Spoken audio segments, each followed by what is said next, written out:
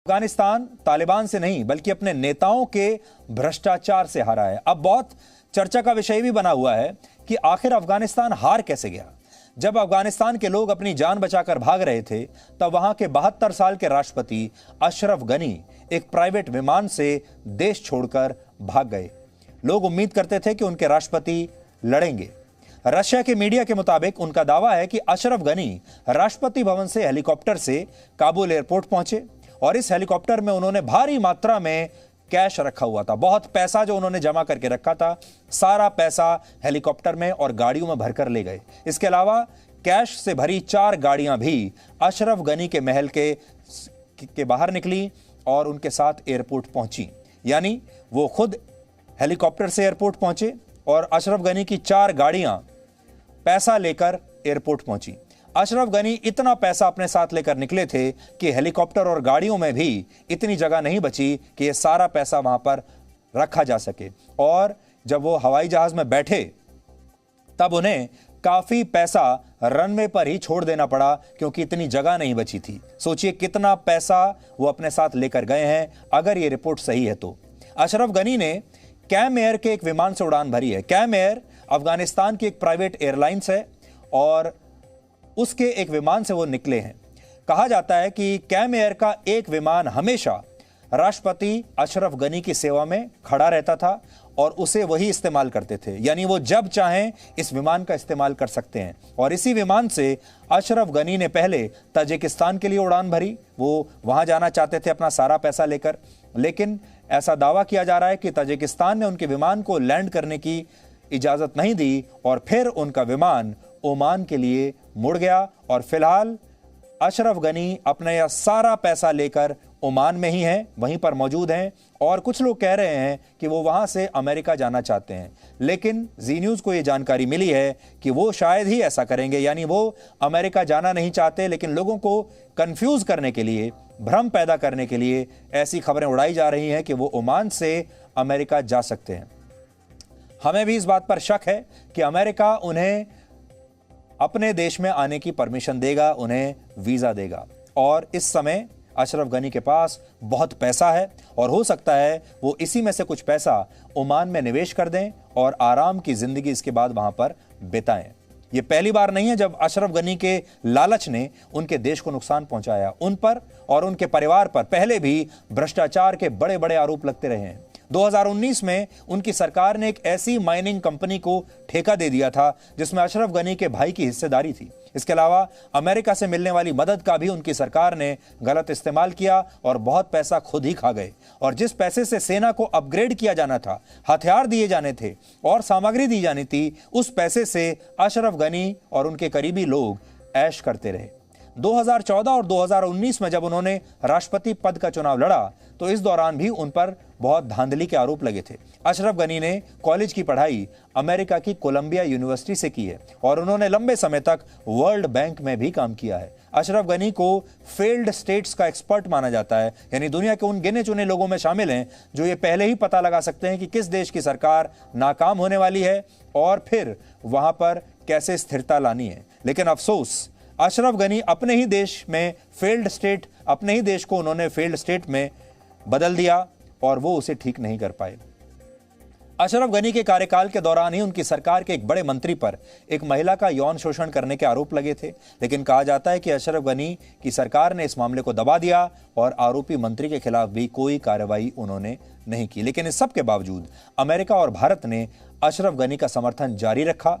और जो सबसे बड़ी भूल अमेरिका ने की है और भारत ने भी की है वो ये है, सबसे बड़ी गलती वो ये है कि 2014 और 19 में अशरफ गनी पर चुनावों में धांधली के आरोप लगे और अशरफ गनी की कमजोरियां सामने आने लगी थी, लेकिन भारत और अमेरिका उन्हें जरूरत से ज्यादा समर्थन देते रहे। यानी बड़ी बात यह है कि इन दोनों देशों ने अशरफ गनी को ओवर एस्टिमेट कर लिया। जितनी ताकत उनमें थी नहीं, उन्हें उससे ज्यादा ताकतवर मान लिया और अपना पूरा दांव ऐसे घोड़े पर लगा दिया जो घोड़ा ना सिर्फ भ्रष्ट था बल्कि वो घोड़ा बहुत कमजोर भी था। इसलिए अमेरिका को भी नुकसान हुआ और भारत ने भी अशरफ गनी पर जरूरत से ज्यादा विश्वास करके एक गलत कदम उठाया है। अमेरिका के राष्ट्रपति जो बाइडेन ने अपने सैनिकों को अफगानिस्तान से वापस बुलाने के फैसले का कल रात को बचाव किया। उनका कहना है कि तालिबान इसलिए जीता क्योंकि वहां के राष्ट्रपति अशरफ गनी ने तालिबान के सामने खुद ही हार मान ली और अफगानिस्तान की सेना ने भी तालिबान के खिलाफ संघर्ष नहीं किया। इसका मतलब यह है कि जो बाइडेन ये कह रहे हैं कि जब अफगानिस्तान के लोग, अफगानिस्तान की सेना और अफगानिस्तान का नेतृत्व ही तालिबान से लड़ना नहीं चाहता तो फिर अमेरिका को दोष देने से क्या होगा। हम किसी दूसरे की लड़ाई नहीं लड़ सकते, ये लड़ाई तो उन्हें खुद लड़नी थी। हमने पैसा दिया, हमने हथियार दिए, हमने सारी सामग्री मुहैया कराई, हमने ट्रेनिंग दी, लेकिन लड़ना तो उन्हीं को था और जब वो खुद मैदान छोड़कर भाग गए तो फिर हम क्या कर सकते हैं। I stand squarely behind my decision. After 20 years, I've learned the hard way that there was never a good time to withdraw U.S. forces. That's why we're still there. We were clear-eyed about the risks. We planned for every contingency, but I always promised the American people that I would be straight with you. The truth is, this did unfold more quickly than we had anticipated. So what's happened? Afghanistan political leaders gave up and fled the country. The Afghan military collapsed, sometime without trying to fight. If anything, the developments of the past week reinforced that ending U.S. military involvement in Afghanistan now was the right decision. American troops cannot and should not be fighting in a war and dying in a war that Afghan forces are not willing to fight for themselves. Joe Biden की पूरी दुनिया में आलोचना हो रही है, उनके अपने देश में आलोचना हो रही है और लोग कह रहे हैं कि वो अफगानिस्तान के 4 करोड़ लोगों को ऐसे मरने के लिए क्यों छोड़ सकते हैं, कैसे छोड़ सकते हैं। लेकिन जो बाइडेन सारा दोष अफगानिस्तान पर डाल रहे हैं। अमेरिका ने 2001 से 2021 तक 20 सालों में अफगानिस्तान की सेना पर और अफगानिस्तान में $88 बिलियन यानी 6,60,000 करोड़ रुपए खर्च किए। अफगानिस्तान की सरकार को जब तक अमेरिका से मदद मिलती रही तब तक उसके सैनिकों को वेतन और दूसरी जरूरतें मिलने में परेशानी नहीं हुई, लेकिन जैसे ही अमेरिका ने पैसा देना बंद कर दिया, वहां के सैनिकों को वेतन मिलना बंद हो गया और जैसे ही वेतन मिलना बंद हुआ वो वतन हार गए। यानी वतन और वेतन आपस में जुड़े हुए थे। पहले उनके सैनिकों की जो तनख्वाहें आती थी वो सारी अमेरिका से आती थी, अमेरिकी सरकार देती थी। उस तनख्वाहों में से भी अफगानिस्तान के जो भ्रष्ट अफसर थे और नेता थे वो पैसा खा जाते थे। जैसे उन्होंने अमेरिका को यह बताया कि उनके पास 3 लाख सैनिक हैं, जबकि उनके पास 3 लाख सैनिक थे ही नहीं। उन्होंने ऐसे सैनिकों की लिस्ट भेजी हुई थी जो सिर्फ कागजों पर ही थे और उनके पास इससे कहीं कम सैनिक थे और तनख्वाह वो 3 लाख सैनिकों की लेते रहे। जो सारे बेनिफिट्स होते थे, जो सारा पैसा आता था वो 3 लाख सैनिकों के हिसाब से आता था और उसे अफगानिस्तान के नेता और वहाँ के जो जनरल्स थे वो सारा पैसा खा जाते थे। इसलिए आपको भी ये बात सामने आई होगी कि अफगानिस्तान के पास 3 लाख सैनिक थे और तालिबान के पास 70 से 80 हज़ार। फिर भी अफगानिस्तान की सेना हार कैसे गई? उसका बड़ा कारण यह है कि 3 लाख सैनिक थे ही नहीं, वो सब कागजों पर थे। वो सब सैनिक इसलिए बनाए गए थे ताकि उनकी तनख्वाहें ली जा सकें। कुछ साल पहले अमेरिका में एक रिपोर्ट पेश की गई थी जिसमें बताया गया था कि लाखों करोड़ों खर्च करने के बाद भी अफगानिस्तान की सेना अब भी इतनी कमजोर क्यों है। इसमें पहला कारण भ्रष्टाचार को बताया गया, जिसके मुताबिक अमेरिका जो पैसा और हथियार अफगानिस्तान को भेजता था वो मदद सैनिकों को मिलने की बजाय ब्लैक मार्केट में पहुंच जाती थी। यानी वो हथियार ब्लैक मार्केट में पहुंच जाते थे और कई बार ये मदद तालिबान तक पहुंच जाती थी। जो हथियार आ रहे हैं अफगानिस्तान की सेना के लिए, उनकी कालाबाजारी करके वो हथियार तालिबान को बेच दिए जाते थे। इसके लिए अशरफ गनी को जिम्मेदार माना गया क्योंकि उन्होंने इस भ्रष्टाचार पर अपनी आंखें बंद रखी और अमेरिका के खूब जो फंड्स आ रहे थे वो भी खा गए। इसके अलावा घोस्ट सोल्जर्स यानी जो सैनिक सिर्फ कागजों पर हैं, उनको भी वेतन देकर अफगानिस्तान में बड़े पैमाने पर भ्रष्टाचार हुआ। अफगानिस्तान की सेना में वैचारिक एकता नहीं थी और हर महीने लगभग 5,000 सैनिक अपनी ड्यूटी छोड़कर मैदान से भाग जाते थे। अशरफ गनी ने अफगान सेना के नेतृत्व को भी बार बार बदला, जिससे वहां के सैनिकों में असंतोष बढ़ने लगा। और जब से अमेरिका ने पैसा देना बंद किया और कहा कि अब आप अपने सैनिकों की तनख्वाहें खुद दीजिए, तब से अफगानिस्तान की सरकार ने, ऐसा कहा जाता है कि अपने बहुत सारे सैनिकों की तनख्वाहें भी रोक ली थी। बहुत सारे सैनिक ऐसे थे जिन्हें महीनों से उनकी तनख्वाहें नहीं मिली थी, ठीक से खाना नहीं मिल रहा था और उन्हें जो बाकी सुविधाएं मिलनी चाहिए थी, जैसे उनकी वर्दी, जूते और बाकी का सामान, ये सब भी उन्हें नहीं मिल रहा था, जिसकी वजह से उनका मनोबल टूट गया और उन्हें लगा कि ऐसे देश और ऐसी सरकार के लिए लड़ने से कोई फायदा नहीं है, इसलिए वो मैदान छोड़कर भाग गए। अफगानिस्तान के संकट से यह पता चलता है कि किसी भी देश के अस्थिर होने में सबसे बड़ी भूमिका विदेशी ताकतों और संस्थाओं की होती है। इसलिए ये बात ध्यान से सुनिएगा, हर भारतीय को ये बात सुननी चाहिए।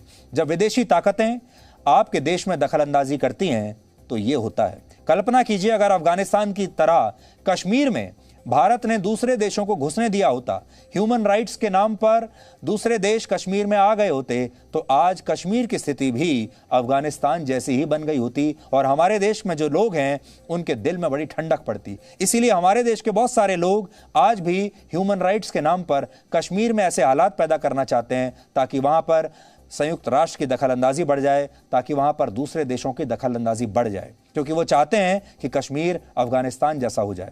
ऐसे हालात में ये देश तो वहां से चले जाते हैं, कोई मदद नहीं करता, लेकिन उसके बाद वहां के जो कट्टरपंथी संगठन होते हैं, अगर कश्मीर में ऐसा हुआ होता तो अब तक संयुक्त राष्ट्र भी भाग चुका होता, दूसरे देशों की सेनाएं भी भाग चुकी होती और कश्मीर पूरी तरह अस्थिर हो चुका होता और उस पर कट्टर आतंकवादी अब तक अपना कब्जा जमा चुके होते। आप श्रीनगर जाने के बारे में कल्पना भी नहीं कर पाते इस समय, और जो तस्वीरें आप अफगानिस्तान से देख रहे हैं, लोग जहाजों पर लटक लटक कर जाना चाहते हैं, ये काम कश्मीर के लोग कर रहे होते। इसलिए यह भारत की बहुत बड़ी उपलब्धि है कि उसने बड़े बड़े देशों के दबाव के बाद भी कश्मीर में कभी भी विदेशी ताकतों को प्रवेश नहीं करने दिया और उन्हें हमेशा रोक कर रखा। इस बात को चीन भी समझता है और चीन के सरकारी अखबार ग्लोबल टाइम्स ने इस पूरे घटनाक्रम से ताइवान को सीख लेने के लिए कहा है। उसने लिखा है कि ताइवान भी अफगानिस्तान की तरह अमेरिका के समर्थन पर निर्भर है, लेकिन अमेरिका ने पूरी दुनिया को यह बता दिया है कि वो कैसे रातों रात किसी देश को ऐसे ही मुसीबत में छोड़कर भाग सकता है और उसे यह अफगानिस्तान से सीखना चाहिए। ताइवान को अफगानिस्तान से सबक लेना चाहिए और यह जान लेना चाहिए कि अमेरिका मुसीबत में आने के बाद उसकी मदद नहीं करेगा और इसलिए उसे चीन के साथ ही रहना चाहिए। Presenting B News app available on Google Play and App Store. Download it now.